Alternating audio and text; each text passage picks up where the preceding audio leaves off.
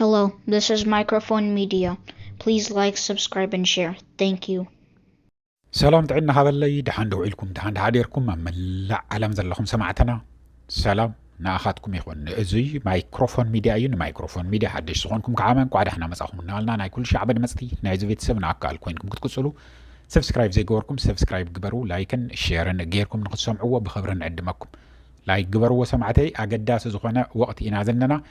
هزلهم معنتي قطتا خبد سبا دويلو بزنغرونا ايام ሓደ ሸውዓተ ዝኾነ ዓበይቲ ውሳነታት እዞም ናይ ኢትዮጵያ ምክክር ኮሚሽን ዝበሃሉ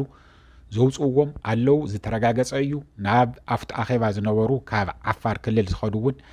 ሓቲትና ኣለና ብጣዕሚ ትክክለኛነቱ ኣረጋጊፅና ኢና ናዋኻትኩም ነምፆ ዘለና ክሻዕ መጨረሻ ምሳና ፀኒሕኩም ስምዕዎ ሓደ ብሓደ ናይ ሓደ ንኣና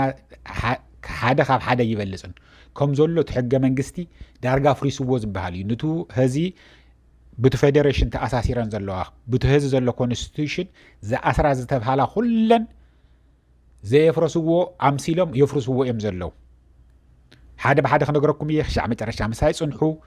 كم تزولكم جن لايك جيركم جمروا نتفلتوا وندويلكم هز بخصام علوه هز بسلامة وسلف خوص علوه ملو بهر سبات أم ملو إثيوبيا زلوا إذا لي بقانقو بمننتو قدم ناتس عرفه تارجان ناتدطفو هذا وزي كندقمو زي نخيل صياف زخونه قال ان تطقمو زصرفوهم زواردوهم زنورو ناو خملسم ديدلي سنتاي كم مخونه عين فلطن ابي احمد انتس تبتግራይ ዝንሄ ውግእ እናት ናይ ኢትዮጵያ ናይ ኤርትራ ዝሓስቦ ዘለውን ምስመለሰ ድሓረ ዓመሊሱ ክበት ኦሮሚያ ክግንጽል ይደልዩ ዝተፈላለየ ብቻ አካይዳ እዩ ዝነግሩና ዘለው ህዝብ ግን إذا هذي زنيه ناي مثلنا بمعننتنا خنكورع بقوانقوانا خنمهار بقوانقوانا خنمحادر بقوانقوانا كل نجر أب بخللنا كجبرلنا زجبر حاجة منجستي عين أفرسونينا إلو خوص شير جورو بمحرنيا ون كل طفوينا بإنجليزيا ون كل طفوينا بزتفلا لقوانقواتات هذا بخفالت الله قليل نجر يكون سمعتي هذا بحدا خنجركم يا خمس زولكم ناو نحلف حاضرنا نسمعيه هذا عبي نجر زنيه هذي سلسة ربعة زخون كللات كوحات يتدري زنيه سؤال كافتيون قوريس كاسي عبي حدا خلل كفتر عبي عد خون بحرز اللو عد خون زد اللي نجر النيه هذي ما جمريان تايل منو كام حرا أوريسهم ولو بعلو زخاله كلل كخون جورا إناي بللو هذا بلو ولا ترى حيكون زدلي زلو عفارونا أو حبس مغنياتهم عفار قدمي زي هادق مصيو زي حدش هجة منجست خشع زمت عفار زبهال كل العين برن ناي عفار هزب تقطقيتو ناتتصرفن ناتوارده زلان ناتبهاله نات تارغان ناتلطفو زنبر هزبيو بمننتو حافيرون خنبر كيبزح تچفليقو تبتينو خنبر زغبر زنبره هزبي ناي عفار هزبي هزون نسو وحيتكا حدا اتو ولو نبين خون زدل زلو ازي زنغرنا حاوشتنا نغركم زلنا سمعتي ناي اورومو ونزاري من اينا ناي عفار ونزاري من اينا هذه تشرح زن يتو ولو نبي بعلو زخا على خلل نغور اينا يمزلو زلو ولو بعلو طرح نخغورو ويكون تدليتهم كاب تግራይ ዝተቆረሰ ቦታ ኣሎ خنغركم ኢና ናኡ ሓውስዎ እዮም ዓፋር ከዓመ ከም ዘሎ ክውሕጥዎ እዮም ቀጥታ ሙሉ እንካበ ላዕሊ ጀሚርካ ሻዕ መጨረሻ ካብ ጫፍ ናብ ጫፍ 3-4 ዓድታት ዘራኽብ ናይ ኦሮሚያ ክልል ንምፍጣር እዩ ተዓብይ ሸርሕ ዝንዮ ዓብይ ሸርሕ እዚ ናይ ዓፋር ህዝቢ ይቅበሎ ዶ እዚ ናይ ኣምሓራ ህዝቢ ይቅበሎ ዶ እዚ ንሪኦ እዩ ዝኸውን ህዚ ግን ንኸታሎም ከምኡ ዝብል ዘሎም ስለዚ እዛ ዓባይ ዝኾነት ነገር እያ ብዙሕ ነገር ተናኸስ ነገር እያ እዚኣ ሓደ ኢልኩም ሓዙለይ ዓባይ ኦሮሚያ ንምፍጣር ባዕላ ዝኸኣለት ኦሮሚያ ሪፓብሊክ ናይ ባዕላ ፊደል ዘለዋ ናይ ባዕላ ባሕሪ ዘለዋ ቀይሕ ባሕሪ ዓሰብ ድረስ እዩ ዝኸይድ እቶም ናይ ዓፋር ዘለው ጥራሕ እንተይኮነ ዓፋር ኣብ ኤርትራ ዘለው እውን ሓዊስካ ንምግባር ይተዓብይ ነገር ምክንያቱም እንድሕር ኮይኑ ኩሉ ሙሉእ ኢትዮጵያ ሒዙ ክገዝእ እንድሕር ዘይኸውን ኮይኑ ግን ናይ ኦሮሚያ ክወኩም እየ እዩ ዝብሎም ዘሎ ብኦሮምኛ አፍቱ ኮሚሽን ዚ አፍቱ ቁልፉ ዝኾነ ቦታ ምን መን የምዝነው ንሽመልስ አብዲሳ የምነው እነ አዳነች አበቤ የምዝንሄው እነ ካልአቱ ነለው ብዙሓት ስሞም ውዚ ተጸዋዕና የሙን ክትፈልጥዎም ዘይትኽእሉ ግን ናይ ብልጽግና ዋና ዘሽከርክሩ ናይ ዓብይ ኣሕመድ ተኣመንቲ ዝኾኑ እነው እዮም ኣብቲ ውሳነ ዝወሰነሉ ዝተቐሚጦም ዝንሄው ሓደ ይብሉለይ ንይምሰል እንታይ ገይሮም እዚ ንምሽፋን እዚ ዋዕዋዕ ንዘይ ምግባር እንታይ ገይሮም ኣዲስ ኣበባ ናይ ኦሮሚያ ክልል ኣካል እያ እንዲዮም ዝብሉ ነይሮም ሕዚ ግን ብምንታይ ይሽፍንዎ ኣለዉ ባዕላ ዝኸኣለት ክልል ክትከውን እያ ኣዲስ ኣበባ ናፍቱ ናይ ትግራይ ክመፀልኩም እየ ከይትወፁ ንኩሉ ዘይተተንከፈ የለን ስለዚ ደቡብ እውን እንተሕር ከይድኩም ካብ ደቡብ እንተቆሪሱ ናብ ኦሮሚያ ተሓሰበ ነገር ኣለ እዩ እታ ነምሓራ ግን ክተረጋግአልና እያ ኢሎም ሓሲቦም ዋዝን ነው ኣዲስ ኣበባ እያ ኣዲስ ኣበባ ባዕላ ዝኸኣለት ክልል ክንገብራ ኢና እንግዲህ ከም ትፈልጥዎ ኣዲስ ኣበባ ከም ዘሎ ከቢቦም ጓዮም ብምንታይ ብሸገር ከተማታት ዝበሃል ካብ ኣዲስ ኣበባ ተቆሪጹ ሸገር ከተማ ተባሂሉ ዝተሓዳደር ሙሉእ ኣዲስ ኣበባ ኣብ ሰርክል ውስጥ እትይዋ እዩ ሙሉእ ለጋጠፎ ኣሎ ሱሉልታ ኣሎ ሰበት ኣሎ ከምኡ እናበለ ዙርዩ ብቻ ኮፈይ ጨፈየ ገለመለ ኢሎም ስም ሓድሽቲ ዝሃወም ኣለዉ እዚኦም ሙሉእ ንሙሉእ ዝኽባእ እዩ ኩሉ ናብ ኣዲስ ኣበባ ትጥቀመሉ ማይ ህዚ ናይ ለገዳዲ ማይ እንተኾነ እውን ኣፍቱ ሸገር ከተማ እዩ ዘሎ ስለዚ ኣዲስ ኣበባ ለገዳዲ ማይ ትጥቀም ተላ ክትከፍል እያ ናይ ተኻልኣይ ከዓመ ገፈርሳ እዩ ገፈርሳ እውን ኣብ ሸገር ከተማ እዩ ዘሎ ስለዚ ኣብ ኦሮሚያ እዩ ዘሎ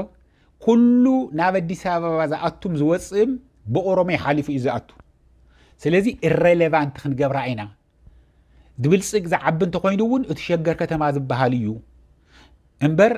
ኣዲስ ኣበባ ተዘፍሪስናዮ ዝነና ምንም ነገር ጥቕሚ ዘይብሉ ናይና እዩ ዘይብልዎ ሓደ ኣፍሪሶም መውፅኦም ኣባይረምዎም እዮም ተመኡ ዝነበሩ ካብ ሃፀይ ምኒልክ ጀሚሮም ዘርመንዘሮም ኣዲስ ኣበባ ኣብ 4 ኪሎ 6 ኪሎ ኣብ ለጋሃር ኣካባቢ ዝነበረ ብምሉኡ ኣፍሪሶም ኣባይረምዎ እዮም ስለዚ ባዶ መሬት እዩ ዘሎ ዝኾነ ዘልምዕ ሓድሽ ሰፋሪ መፅኡ ክሰፍሮ እዩ ስለዚ ኣምሓራ ክለም ዝገብርዎ ነገር የለን ግን ንሱሙ እንታይ ኢሎም ኣዲስ ኣበባ ባዕላ ዝኸኣለት ክልል ክንገብራ ኢና ይብሉ ኣለዉ ክልተ ደልኩም ለይ ሰማዕተ ኩሉ ግን እናጋናዘብኩም መስመር እዩ ዝጋናነ እዩ ኩሉ ኣዲስ ኣበባ ከምኡ እዩ ንቐፅል እቲ ናይ ኣዲስ ኣበባ ግን ቀሊል ጌርኩም ኮይትዝግቦ ዝብላዕም ይኹን ዝስተም ይኹን ኩሉ ነገር ሲ ዝኣቱ ሸገር ከተማ ብኦሮሚያ ገይሩ እዩ ዝኣትዎ በርባዕቲአን መውፅእን መእተውን ከቢቦም ዋ ዘለዉ ናይ ሸገር ከተማታት እዮም ህዚ ተቆሪሶም ዓብይ ኣሕመድ ካብ ዝመፅእ ጀሚሩ ሓድሽ ዝተፈጠረ እዩ ሸገር ከተማ ዝበሃል ብሙሉኣ ኮኔልካ ዝተሰርሐ ሸርሒ እዩ ስለዚ ኣዲስ ኣበባ ንበይናስያ ታንእሽተይ ማእኸል ዝኒሀ ህዚ ናይ ቀደም ዝነበረት ኣዲስ ኣበባ ቆራሪሶም ዋ ዘለዉ ንሳ ክልል ኢሎም ክቕምጡ እዩ ተሓሳቦም ዝኒሀ ሓደ በሉ እዚ ንመታለል እዩ ንትግራይ ንምዕሻው እንተይኮነስ ንሕና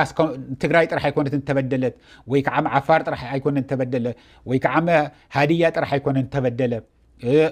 ኩሉ ተበዲሉ እዩ ካብ ኦሮሚያስ ኣዲስ ኣበባ ዝኣክል ዶ ተውሂቡ ይኒሄን ኢልካ ንመዘረብ ዝግበር ሸርሕታት እዩ ሰሚዕኹም ሰማዕተይ ንቐፅል እቲ ዓብይ መሰል ናይ ብሔረሰባት ከዓመ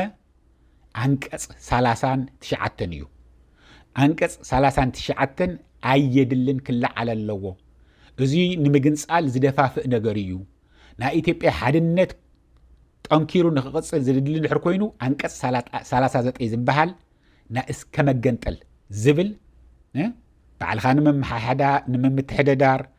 ብባዕልኻ ብቋንቋኻ ንኽትምሃር እንድሕር ዘይኮን ኢልካ ከዓመ ክሻዕ ምግንጻል ዝብል መሰል ንሱ ክላዓል ክውገድ ተገይሩ እዩ ወሲኖም እዮም 3-4 በፂሕና እሺ እናቆፀርኩም ብቻ እዚ ዓብይ ተቃውሞ ከም ዝገጥሞ ምንም ጥርጥር የብልናን ሓደ ኦሮሚያ ባዕልቶም ቶም ናይ ኦነግ ዝበሃሉ እዚዮ ይቕበልዎን እዚ ብልጽግና እዩ ከምዚ ዝውፅለ እምበር ቶም ናይ ኦሮሞ ብልጽግና እውን ቶም ናይ ኦሮሞ ኦህዴድ ኦነግ እናተ ነፃነት አርሚ እዚዮ ይቕበሎን እዩ ግን ዓብይ ኣሕመድ እዚ እውን አንቀጽ 39 ኣውፂና ኢና ኢለሎ ካሊእ ናብ ናይ ትግራይና ንኸይድ ምዕራብ ትግራይን ደቡብ ትግራይን ብፌደራል መንግስቲ ክትሓዳደር ኢሎም ወሎም ዘለዉ ንግዚኡ አንተ እንታይ ለኩም ነይረ ወሎ ካብ ትግራይ እውን ዝውሰደለ እዩ ሓዊስካ ዓፋር እውን ሓዊስካ ምሽ ኢለኩም ደቡብ ትግራይ እውን ምስ ወሎ ሓዊሶም ከምቱ ቀደም እንግዲህ ሃፀይ ሃይለ ስላሴ ቆሪጾም እዮም ወሲዶሞ ነይሮም ቱ ደቡብ ትግራይ ንሱ እውን ሓዊስካ ምስ ዓፋር ጌርካ ወሎ ጌርካ ቀጥታ ትህዝብ ከዓመ ንሕና በዝሕ ዝነና ኣምፂኦም ብዙሓት ኦሮሞ ከነስፍረሉ ኢና ይብለለው ኣብቲ ወሎ ከባቢ ኣብኡ ቦታ ኣለው እዩ እንግዲህ ብዙሕ ኦሮሞ ይነብር እዩ ልዩ ዞን እናተባሃለ ካብኡ ድሓረ ንሕና ምስ ኦሮሞ ኢና ምስ ኦሮሞ ክልል ኢና ንኸውን ኢሎም ኣነ ዓፋር ህዝቢ እውን ዳርጋ እናወድእዎ እዮም ዘለዎ በቲ ብሶማልያ በቲ ብኦሮሞ በቲ ብዝተፈላለዩ ብሄር ብሄረሰባት ብቻ እናፃልኡ እናዳኸምዎ እዮም ዘለዉ ቁፅሩ እውን ብጣዕሚ ውሕድ እዩ ስለዚ ብድምፂ ብልጫ ኢሎም ኩሉ ሓውስዎ እዮም ዝደልዩ ዘለዉ ደቡብ ትግራይ እውን ሓዊሶም ኢና ንብለኩም ዘለና እዚ ዝተረጋገፀ ኢና ንነገረኩም ዘለና ዘረጋገፅና ኣብኡ ዝነበሩ ኣብቲ ኣኼባ ዝነበሩ ተጋሩ እውን ኣለው እዮም እቶም ተጋሩ እውን ይነግሩና ኣለው እዮም ንሕና ስቑልና ገንዘብ ንክንረክብ ኣብዚ ዓዲ ከዓ ምክሻዕ ዘለና ድረስ እምቢ ክንብል ስለ ዘይንኽእል ኢና መፂና ነና እናበሉ ሓበሬታ ግን ዝህቡና እንህቡ ካሊእ ምዕራብ ትግራይ ጥራሕ እንተይኮነ ፀለምትም ኩሉ ነገር ሓዊስካ ብፌደራል ተዝተትሒዙ ዝኒሆ ብፌደራል ኮይኑ ክቅፅል እዮም ዝብሉ ዘለዉ ኣምሓራ ብዝለዓለ ኩነት እንድሕር ኮር እዮም ንምንታይ እዚ ይኸውን ወለይ ትግፅልን ገለመለ እንተኢሎም ከዓመ መዕሸዊ ምዕራብ ትግራይ ደኒሄኩም ክንወኩም ኢና ብፌደራል ስር ኮይኑ ትጥቕሚ ግን ትጥቀምሉ ገለ ክትገብሩሉ ኢሎም ንምትላል ብፍላይ ከዓመ ምስ ትግራይ ዝግበር ውግእ ኣብዛ ፅምዶ እዚኣ ንምፍራስ እንድሕር ዕግርግር ዝፍጠር ኮይኑ ምስ ኣምሓራ ሰላም ክፈጥሩ እዮም ዝደልዩ ዘለዉ ናይ ኣምሓራ ፋኖ ሰላም ምስኣቶም ክፈጥር እዮም ዝደልይዎ ዘለዉ ብዙሓት ኤሊት እዞም ናይ ኣምሓራ እውን ምስ ትግራይ ብሓደ ኮይንኩም እንድሕር ንኣዲስ ኣበባ ኣቲኹም ተጋሩ ሓያላት እዮም ኣይትኽእልዎምን ምዕራብ ትግራይም ደቡብ ትግራይም ናይ ትግራይ እዩ ክብልኹም እዮም እንታይ ትገብርዎ ኣለኩም እናበሉ ይሓቶ ኣለዉ እዮም ኣብዚ ሶሻል ሚድያ ብጣዕሚ ብሰፊሑ የተሓላለፍዎ ኣለዉ እዮም ስለዚ እዚ ግን ዓብዪ ኣሕመድ እታኽብል እዩ ዝደሎ እዚ ክበኩም እየ ስእልኩም ጥራሕ ንስኻትኩም ፅንሑ ብፌደራል እዩ ዝበሃል እዚ ዝተባሃለ ብደንብ ዝተረጋገፀ ኢና ንነግረኩም ዘለና ስእልኩም ጥራሕ ማነስሙ ህዚ ዕግርግር ይትፍጠሩ ሰላም ፍጠሩ እዞም ዝህውኹ ዘለዉ ናይና እዮም ዝብሉ ብሕገ መንግስቲ ዝተፈለጠ ቦታና እዩ ዝብልዎ ዘለዉ ምዕራብ ትግራይን ፀለምትን ደቡብ ትግራይን ብፌደራል ክኸውን ኢልና ድሓረግ እናኣኻቶም ክንወኩም ኢና ኢሎም ንኣቶም ኣረጋጊእና ሰላም ንኽነፍጥር ንኽእል ኢና እንድሕር እዚ ሰፊሕ ልሙዑን መሬትን እንድሕር ዝህቡና ኮይኖም እንታይ ዳ እትዩና እዩ እንተኾነ ወሎስ እንተኾነ ኣብኡ ዝነብር ህዝብና ዳ ኮነ ናበይ ከይኸይድ እዩ ንኽብሉ እዩቱ ዓብዪ ሸርሒ ዝኒዮ እምበር ንሳቶም ጨውጉ ናብ ኢትዮጵያ ዘሎ ኣብ ዓፋር ጥራሕ እዩ እንግዲህ ይግረምኩም ብቲ ናይ ቀደም ብሃይለ ስላሴ ግዜ እንኳን ናይ ትግራይ እዩ ነይሩ ንሱ እንድሕር ተደልዩ ትግራይ ተሓቶ ብዙሕ ነገር ኣሎ ብቲ ናይ ቀደም ሕጊ ካርታ እኳ እንተመፀ ሕዚ ግን ቡቲን ተቆሪሱ ዝተወሲድዎ ዘሎ ትግራይ ምንም ዝሓቶ ነገር የለን ግን ኣምሓራ መዕሸው ክኾነና ግን ደቡብ ትግራይ እኒሄ ምዕራብ ትግራይ እኒሄ ፀለምቲ እኒሄኩም ብፌደራል ንሽፋን ኢና ከምኡ ንብለሉ ዘለና እምበር መመሓደርቲ ንስኻትኩም ንኹም ክትኮኑ ኩሉ ነገር ግብሪ ይኹን ገለም ይኹን ሰፋሪ ተእትውሉ ንስኻትኩም ኢኹም ስለዚ ኣምሓራው እንድሕር ኣትዩ ሰፊሩ ናይ ኣምሓራ እዩ ዝኸውን ዘሎ ተእተወኩም ናይ ገለ እዩ ናይ ገለ እዩ ዝበሃል ህዝብ ኣብዚ ህዚ ግዜ ኣድላይ ድዩ እንድሕር መፅኦም ኣዲስ ኣበባ እንተኣትዮም በቃ ቀጥታ ክወስድዎ እዮም ሕዚ ግን ምሳና ጠጠው በሉ ብዓዲ ኣምሓራ ገይርኩም ክትሕልፍዎም ሓጊዝኩም ክትሕልፍዎም ኣይግብአኩምን እናተባሃለ ይስርሐሉ እዩ ዘሎ ንቐፅል ሰማዕተይ ካሊእ እቶም ናይ ትግራይ ተማዛቢሉ ዘሎ ካብ ምዕራብ ትግራይም ይኹን ካብ ፀለምትም ይኹን ካብ ገለም ይኹን ብተኽኣለ መጠን እዚ ብውሽጢ ዝተገበረ እዩ ዓዊልካ ዘይተዘረበ ዝነግሩና ዘለዉ ብተኽኣለ መጠን ንትግራይ ከም ዘይምለስ ንግበሮ ንትግራይ ከም ዘይምለስ ተተኽኢሉ ኣሲርካ ወታደርም ጌርካ ክመውት ገለመለ እውን ክገብርዎ ይኽእሉ መንእሰይ